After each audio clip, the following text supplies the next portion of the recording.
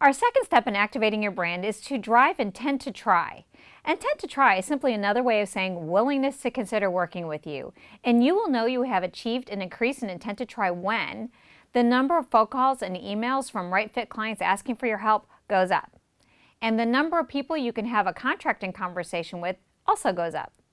Now, let's not confuse intent to try with close rates and fees. That is sales, which we will be talking about in huge detail in the next course. The best way for consultants to drive intent to try is to leverage a content marketing strategy. Now, content marketing is a strategy of producing and publishing information that builds trust and authority among your ideal clients.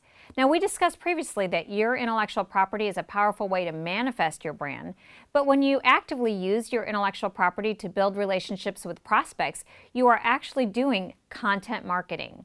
On the screen, you will see what I'm calling the consultant content marketing funnel. This funnel includes several different categories of how you can organize your content. First, there's free resources, and these are the items that you can give to your prospects for free to give them a taste of who you are and what you have to offer. You may already have some of these on your websites, but these types of resources include things like articles and blog posts and podcasts. The next level is opt-in resources. Your opt-in resources are the higher value items that you provide prospects in exchange for their name and their email address, giving you a chance to more actively pursue a relationship with them.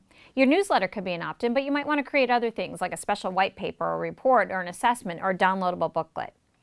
And at the next level, you have items for purchase, which are usually lower price offerings in comparison to a full-on consulting engagement.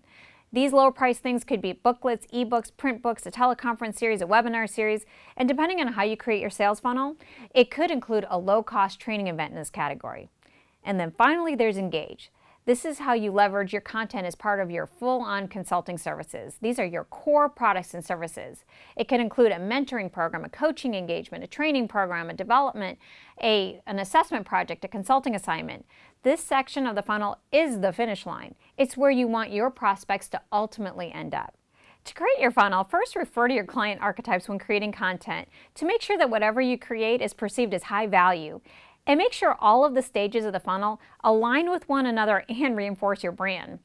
You'll also want to make sure that you demonstrate your expertise and competence at each stage, building your credibility.